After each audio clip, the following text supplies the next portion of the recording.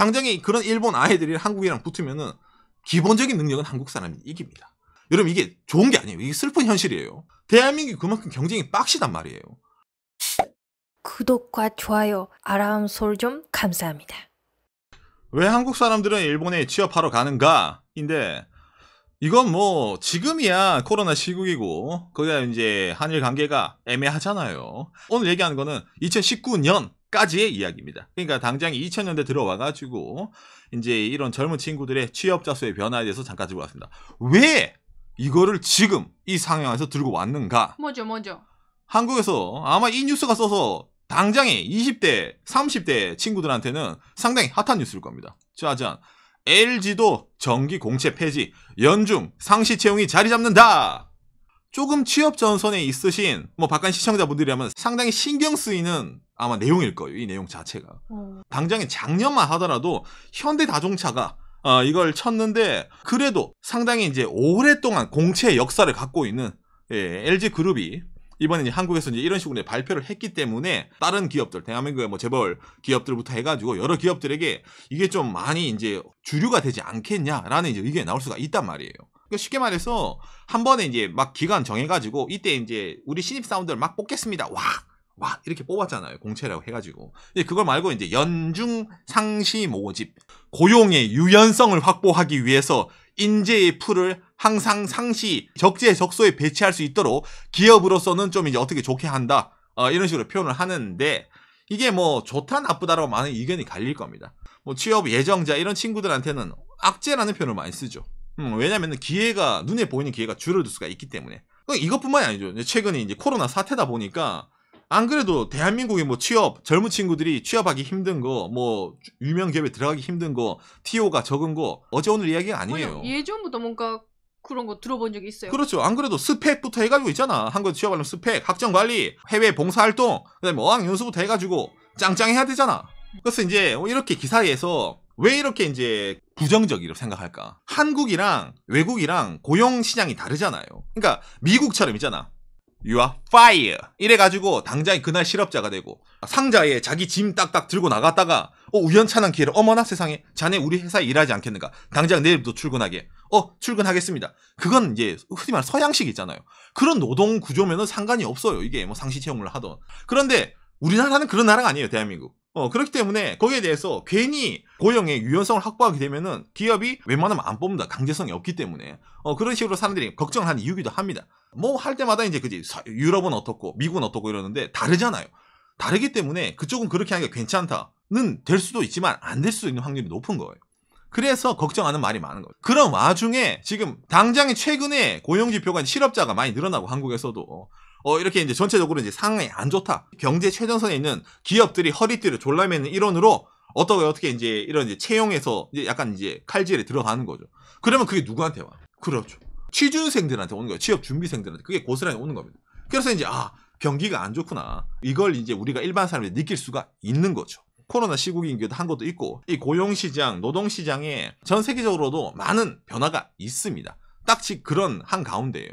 그 상황에서 대한민국은 공채 폐지 수준으로 들어간다는 게 제일 큰 화두라는 거죠. 아니 그런데 그거랑 오늘 왜 한국 사람들은 일본에 취업하러 가는가랑 무슨 상관이 있어? 라고 느끼지 않습니까? 제가 이 뉴스를 듣는 순간에 예전에 있던 이런 뉴스들이 상당히 많이 생각이 났습니다. 대한민국 사람들이 해외 취업을 많이 간다. 왜? 한국에서 취업하기가 너무 힘들다. 아까도 말한 것처럼 스펙, 어학연수부터 해가지고 있잖아. 너무 경쟁이 치열하다 보니까 외국에 나가면은 조금 낫지 않을까? 이런 식으로 해서 한국 사람들도 해외로 많이 나간다라는 이런 내용이 있거든요. 자, 일본에 있는 이 외국인 숫자입니다. 노동자, 고용노동청 통계 같은 건데 당장 2008년도에 대한민국 사람이 26,000명이 일본에 있었어요. 2017년에 5만 명이 됐잖아. 약 10년 정도에 일본에 거주하는 한국인 노동자, 박한영 오상 같은 이런 사람들이 2만 명에서 5만 명으로 늘은 거예요. 그러니까 3만 명, 2배 이상 늘었네. 이거는 일본 내에서 있는 외국인 노동자가 점점 많이 늘었다는 것도 반증을 합니다. 한국이 2배가 늘었는데 전체적인 비율은 4%잖아. 그대로잖아. 그러니까 외국인 노동자가 일본 내에서 미친 듯이 늘고 있어요. 그거는 아비짱이 하자라고. 했으니까 더욱 더 그렇죠. 늘었죠. 아베짱이 하자는 그런 정책은 흔히 말하는 이제 일본인보다 저렴한 임금으로 있잖아요. 맞아 맞아. 3D 업종이잖아. 그런 데 좀 많이 넣고 싶은 거야. 아니면 농촌 일 같은 걸. 그런데 그런 일을 한국 사람들이 모아서 하고 싶지가 않잖아요. 그렇죠. 대기업이라든지 그나마 한국 기업보다 월급 많이 준다든지 한국 기업만큼 월급 주는 데 와서 일을 하고 싶잖아. 그러다 보니까 나라마다 편차가 생기는 겁니다. 중국 37만 명이잖아요. 이게 흔히 말하는 농촌이잖아. 아니면 단순 노동. 그런 사람들이 많이 늘었습니다. 그러니까 나라마다 달라요. 선진국에서 오는 노동자, 그 다음에 개발도상국에서 오는 노동자들은 일하는 포지션이 다르기 때문에 인원 가지고는 전체적으로 판단할 수 없지만은 맞아. 한국 사람이 일본에서 와서 그래도 늘어났다는 거는 중국 같은 그런 단순 노동이 아닌 인문이라든지 기술직 이런 게 좀 많이 늘어났다는 걸 반증하는 겁니다. 예, 아마 대부분 그렇죠. 대부분이 그렇게 들어옵니다. 그리고 당장에 이거 한국에서 이제 볼 수 있는 월드잡인데 이거 한국산업인력공단에서 내는 매년 통계입니다. 대한민국 사람이 어디로 해외 취업을 많이 가는가를 통계를 낸 거예요.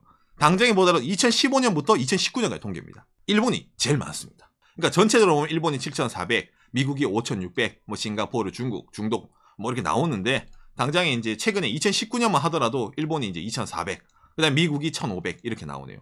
이 자료가 상당히 의미심장한데 당장에 여러분 2019년도에 뭐가 있었어요? 일본이랑 한국이랑 무역 마찰이 있었잖아요. 그때 분위기가 안 좋았거든.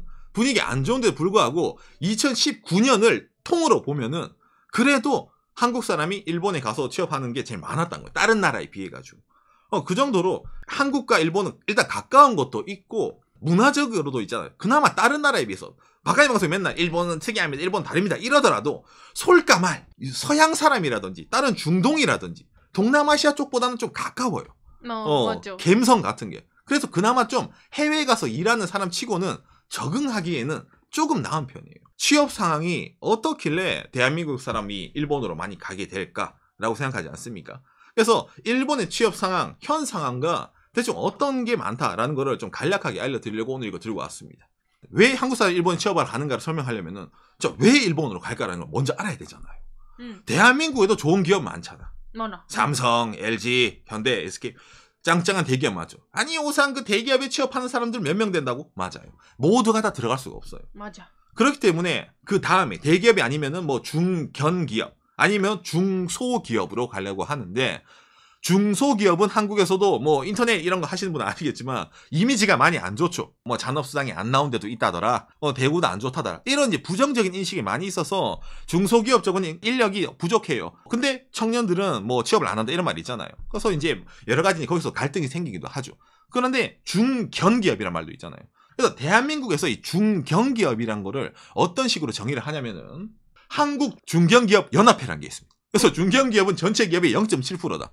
4,635개 정도가 대한민국에는 중견기업이 있다고 합니다. 중견기업이라는 걸 얘기할 때 매출로 볼 때 있잖아요. 업종별로 어떤 기업은 1,000억 미만이라도 너 중견기업, 어떤 건 800억이라도 중견기업 해두다 보니까 숫자가 많이 늘어나는데 그러면 일본은 도대체 기업이 어느 정도 있길래 이런 한국 중견기업, 뭐 한국 중소기업 말고 우리나라 사람들이 일본으로 가는 건가라고 생각하지 않습니까? 그래서 그런 자료도 하나 들고 왔습니다. 일본의 각 지역마다의 기업 숫자랑 그 기업의 매출액으로 분류된 자료가 있어요. 2019년 6월 기준 자료입니다. 매출 100억 엔 이상 기업, 200억 엔 이상 기업, 300억 엔 이상, 500억 엔 이상, 1000억 엔 이상 기업. 그래서 아까 중견기업 할 때 대한민국 대략 뭐 1,500억, 뭐 1,000억 이렇게 얘기했잖아요. 그러니까 뭐 지금 환율 그렇다 치더라도 대략 100억 엔 이상 매출을 가진 일본 기업이 일본에 몇 개가 있을까? 그러니까 여기에 자료에 나오는 겁니다. 일단 100억 엔에서 200억 엔 사이가 7,034개. 그 다음에 2,520개, 2,009, 1,557. 그 다음에 1,500개. 매출 1조 원 이상 기업은 1,500개가 있고 매출 1,000억 이상 기업은 14,000개가 있어요. 일본이라는 나라. 선택지가 무지하게 많다는 겁니다. 일본도 뭐 저출산 고령화 사회이기 때문에 기존에 있던 사람이 은퇴를 많이 하거든요. 일본은 인구가 좀 감소된 추세이기 때문에 기업은 많은데 일할 사람이 없어. 인구랑 국도 차이가 있지만 좀 차이가 있다고. 차이가 좀 있습니다. 그래서 일단 일손이 부족하다 이거야. 기업은 많아요. 그래서 이게 제일 큰 이유입니다. 그래서 모집 공고가 상당히 많아요. 일본이라는 나라는. 그렇구나. 그 외국 사람 보면 그렇게 보이구나. 그렇죠. 근데 일반적으로 있으면 저런 거 잘 안 보이잖아요. 지금. 맞아. 지방에 많이 분포가 돼 있다 보니까. 이거 보시면 알겠지만 당장이 100억엔 이거 하더라 했잖아요. 보여드릴게요. 홋카이도 197개, 뭐 아오모리 35개, 치바현, 바깥에 사는 동네 142개. 그 다음에 쭉쭉 내리고 뭐 와카야마라든지 일본 각종 지방에 있잖아요. 골고루 분포되는 거예요. 이런 중견기업들이. 음. 그러다 보니까 일반적으로 뭐 해외 취업한다 이러면 뭐 동경에서 일할래요? 오사카에서 일할래요라고 하잖아요. 그렇게 안 되는 거예요. 그러니까 일본 친구들이 가면 되잖아요. 생각하지 않습니까? 일본은 취업률이 웬만하면은 대기업 말고 있잖아요. 그런 데는 그렇게는 어렵지 않아요. 제가 왜 항상 이런 얘기할 때 어렵지 않다고 얘기하냐면은 한국에 비하면 어렵지 않다는 거예요. 맞아. 대한민국에 비하면은 전혀 어렵지 않습니다. 그래서 많이 가는 것도 있어요. 능력자분들 많잖아. 상대적으로 우수해 보이거든. 그 차이가 상당히 큽니다. 일본이라는 나라는 구직자보다 어쩌면 기업이 이런 파이가 더 크기 때문에 그렇게 스펙 보고 들어가는 게 아직까지는 많이 없어요. 이걸 항상 박하님 방송에서 얘기를 하거든요. 그러다 보니까 여러 가지 각종 기업들이 어찌 보면은 이제 미끼를 던져가지고 낚으려고 하는 데가 많아요. 그러다가 잘못 미끼를 물면은 블랙 기업이 들어가는 거고. 맞아. 왠지 좋아 보여. 들어가면 이제 고생하고 나오는 거야. 그지? 그런데 그런 거 고생 안 하는 사람들도 많이 있습니다. 실제적으로. 그것도 정보전인데 정보를 얻기가 힘들잖아요. 거기서 차이가 나는 겁니다. 일본 취업이라는 건 특히. 대한민국에서 일본에 취업하러 가는 사람들이 대부분이 뭐에서 실패를 하냐면은 간단합니다. 한국어로 된 정보. 분명히 일본에서 일을 해야 되는데 한국어로 된 정보, 한국어로 된 그 기업 정보, 한국어로 알려주는 에이전트란 그런 사람들 말만 믿고 들어가는 거예요. 그러면 실패합니다. 당연하죠. 블랙 기업이 그런 걸 많이 놨거든요. 안 모이니까 한국 사람들 모아갈 거 아니야. 일반적으로는. 그러니까 일본 사람들도 들어가고 어느 정도 들어가고 싶어하는 기업들은 당연스럽게 일본인들이랑 경쟁을 해야 되는 거예요. 그건 어느 나라든지 마찬가지 아닐까? 그런데 왜 한국 사람이 유리하다 이런 말 하냐면은 그런 일본 애들도 경쟁한다 하더라도 일본 아이들보다 한국 사람들이 오버스펙이라고 해요. 맞아. 너무 공부를 많이 해서 그래요. 이거는 대한민국이 지금 상당히 경쟁 사회라서 그런 것도 있습니다. 그런데 그런 일본도 아까 오늘 방송 처음에 보여드린 LG 멘츠로 많이 바뀌고 있습니다. 자, 뭐냐면은 작년에 이미 토요타 이 아키오 토요타 사장이 토요타조차도 이제 종신 고용이 어려울 것 같아요. 우리도 이제 슬슬 고용의 유연성을 확보해야 될 것 같아요. 라고 이렇게 이제 친 거예요. 작년에 이미. 토요타라는 기업의 대빵이 얘기를 하면 이게 일본 사회에서는 엄청나게 파급력이 큽니다. 일본의 임금 상승, 하락 이런 거 정할 때 토요타가 정하는 거 보고 다른 기업들이 눈치 보고 따라가요. 토요타가 안 올리면 우리도 안 올려. 토요타가 그대로 가? 그럼 우리도 그러게 가. 야, 경제 어려운데 토요타 선생님이 이렇게 하신다는데 우리가 어떻게 하겠니? 이게 일본에서는 사회의 기조예요. 제조업은 특히 그렇죠. 제조업은 특히 그렇고. 그런 토요타 선생님이 종신고용이 일본에서 좀 어려울 것 같아요. 이러면 이제 바뀌기 시작하는 거예요. 그나마 좀 잘 나간다는 토요타가 저런 식으로 얘기하는데 야, 우리 기업은 어떻겠냐 임마. 이렇게 사장들이 얘기하지 않을까? 중소기업부터 중견기업부터. 그러다 보니까 기조가 바뀌어가는 거예요. 이것뿐만이겠습니까? 또 있죠. 이거는 이제 지난 2018년에도 나온 얘기인데 일본의 경제연합회가 있습니다. 거기서 뭘 했냐면은 한국으로 치면 공채라고 하면은 일본은 일괄적으로 대학교 졸업하는 친구들 있잖아요. 한 번에 딱 채용해 가는 그런 시스템이 있어요. 여기에 대해서 이게 좀 비효율적이다. 이걸 좀 바꾸자 이래가지고 이미 예전부터 일본 내에서도 말이 많이 나왔었습니다. 이거 일본은 이런 구시대적인 시스템, 일본의 종신고용, 연공서열제, 그 다음에 신입 일괄 채용 제도 이 단계에 있으니까 일본 기업은 해외 기업한테 지는 거야. 그러니까 우리가 노동시장, 고용시장의 유연성을 확보를 해야 돼 이래가지고 일본에서는 이미 과거부터 이걸 진행을 하고 있었어요. 그래서 당장에 이게 없어질 수도 있다 이런 말 계속 나오고 있는 상황입니다. 그리고 지금 코로나잖아요. 그러니까 일반적인 채용도 힘든 상황이 온 거야, 일본에서도. 그래서 기왕에 예전부터 말 나왔으니까 우리가 한 번에 날짜 해가지고 하는 것보다 1년 중에 언제든지 기업에서 상시 채용할 수 있도록 그런 식으로 좀 바뀌어가는 게 낫지 않을까라는 얘기도 점점 일본에서 지금 나오고 있는 겁니다. 그래서 일본 고용시장도 바뀌려고 하고 있는데 이게 쉽지만은 않죠. 반발이 심하거든요, 일본 내에서도. 이러면은 야, 지금까지 일본도 취업하기 쉬웠는데 일본은 취업할 때 거의 기본 노스펙이란 말이야. 학점 안 봐요. 예, 학점 안 보고 뭐 토익 이런 거 안 보고 그냥 제일 보면 간판만 봅니다. 그런 나라였는데 이제 그런 거에서 좀 바뀌어가자 이러면 뭘 봐야 되겠어. 한국처럼 너 영어 할 수 있어? 너 토익 성적표 가져와. 화학연수 갔어? 이런 거 가져와. 왜? 기업들도 이제 어찌 보면은 자기들이 고르겠다. 이런 스탠스가 될 수 있기 때문에 일본 취업도 난이도가 올라갈 수 있다. 이런 식으로 이제 말이 나오는 거예요. 지금까지는 좀 쉬운 편이었어요. 그래도 한국이랑 비교하면 좀 쉬워요. 그래도 한국이랑 비교. 우리나라 사람들한테는 당연한 거 아니잖아. 취업할 때 학점 당연한 거 아니야? 토익 점수, 뭐 어학 점수 당연한 거 아니야? 제2외국어 기본 아니야? 기업의 인턴 경험. 아니 그것도 있습니다. 일본 아이들한테는 그게 상당히 낯선 거란 말이야. 그러다 보니까 일본 친구들은 더 난리가 나요. 일본은 대학 가서 속단 말 학점 관리 안 하고 놀아서 띵가띵가 해서 취업을 할 수 있거든. 왜? 기업이 가르쳐 주니까. 사람이 아닌 것들을 사람을 만들어주는 역할을 기업이 했었으니까. 근데 이걸 일본이 안 하겠다잖아. 준비를 하고 오란 말이에요. 한국식처럼. 당장에 한국식으로 해서 한국 기업이 그렇게 나가다 보니까 경쟁력이 있다 보니까 일본 기업도 한국식으로 바뀌겠단 말이야. 그러면 누구한테 더 피트가 될까? 그래서 한국 사람들 더 피트가 되는 거예요. 한국식 경제 상황에 익숙해져 있기 때문에 한국 사람들이 당장에 그런 일본 아이들이 한국이랑 붙으면은 기본적인 능력은 한국 사람이 이깁니다. 그렇게 경쟁사를 살아오고 있기 때문에 여러분 이게 좋은 게 아니에요. 이게 슬픈 현실이에요. 이걸 듣고 와 우리나라 좋네 절대 아니에요. 대한민국이 그만큼 경쟁이 빡시단 말이에요. 빡시고 엄청나게 힘들다 보니까 거기에 단련된 취업 준비생들이니까 일본 취업 준비생들이랑 붙으면은 압살을 시킬 수 있단 말이지. 이게 결코 좋은 얘기가 아니야. 생각을 해봐. 누구나 나도 띵가띵가 놀아가지고 대학 시절은 역시 캠퍼스 로망이지 이러고 취업하면은 기업이 월급 따박따박 주고 교육 따박따박 시켜주고 그 다음에 종신고용 너 늙을 때까지 딱딱 고용 유지시켜주면 그거만큼 좋은 게 어딨어. 솔직히 말해서 노동자 입장에서는 기업 입장에서 열불 터지지. 야 이거 내가 이 인간 이걸 사람을 만들어놔야 돼. 아이고 인간 이거 이렇게 생각할 수 있는데 일하는 사람 입장에서는 그것만큼 개꿀이 없어요. 근데 그게 아니었잖아. 근데 일본은 그런 걸 이제 바꿔나가겠다는 거예요. 그러다 보니까 그렇게 변화를 하더라도 별로 거부감을 느끼지 않을 사람들이 일본 사람들 말고 다른 외국인 사람들이겠지. 일본 말고 다른 나라들은 고용의 유용성 어느 정도 확보돼 있고 스펙도 가져야 되고 어학연수도 필요하고 취업하려면 당장에 뭐 중국, 한국 마찬가지잖아요. 그러니까 그런 친구들에 너 눈을 돌리는 거예요. 왜? 준비가 돼 있으니까. 그런 친구들은 경쟁력이 있으니까. 요시. 그래서 이제 왜 한국 사람들이 일본에 취업하러 가냐 하는데 한마디로 정의하면 대한민국이 그만큼 힘들다는 거죠. 해외 취업보다 한국에서 취업하기 더 힘들다 이런 말이죠. 그래서 이제 상당히 이게 뭐 슬픈 현실이기도 하죠. 그만큼 이제 각종 기업들이 이제 허리띠를 졸아매고 당장에 코로나 사태에서 어느 정도 이제 뭐 각 나라에 경제적으로 이제 후폭풍이 올지는 모른다. 불황이 올 수도 있다. 당장에 공채가 없어지고 취업문이 줄어들 수도 있다. 취업문이 좁아질 수도 있다. 이러면은 준비하고 있는 사람들은 공포란 말이야, 그게.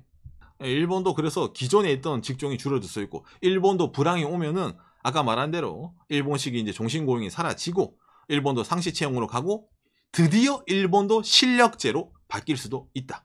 그렇기 때문에 그런 것도 이제 혹시나 해외 취업을 검토하는 사람이라면은 한번 좀 생각을 해봐야 되는 거죠. 어느 나라든지 천국은 없어요. 일하는 노동자의 천국은 없어요. 피해서 본인이 이 현실이 싫어서 도피해서 간 곳에 천국은 없어요. 그만큼 어디 가든지 노력은 해야 되는 건데 다만 뜻이 있는 곳에 길이 있고 혹시나 뭐 일본에서 하고 싶어 이러면은 일본은 현재가 이렇게 하니까 만약에 한국보다 일본이 더 낫다라고 본인이 생각이 된다면은 이런 식으로 찬스가 있어요. 일본 사람들이 비해서 라는 얘기를 해주고 싶었던 거예요.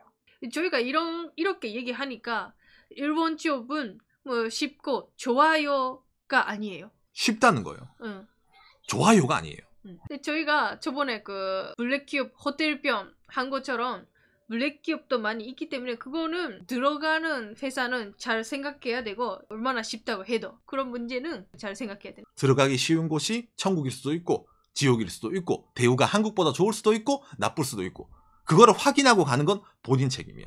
특히 해외 나가면은 의지할 사람이 없어요. 박간영 성도와 마찬가지입니다. 본인이 본인을 지켜야 됩니다. 해외에서 취업한다는 거는 해외에서 일한다 뿐만 아니라 그 나라에서 산다는 말이에요. 일하는 시간 이외의 시간을 다 그 나라에서 보낸단 말이잖아. 생활은 어떨까? 음식은 맞을까? 주변 환경은 어떨까? 치안은 어떨까? 그런 것도 다 생각하고 결정을 해야 되는 문제입니다.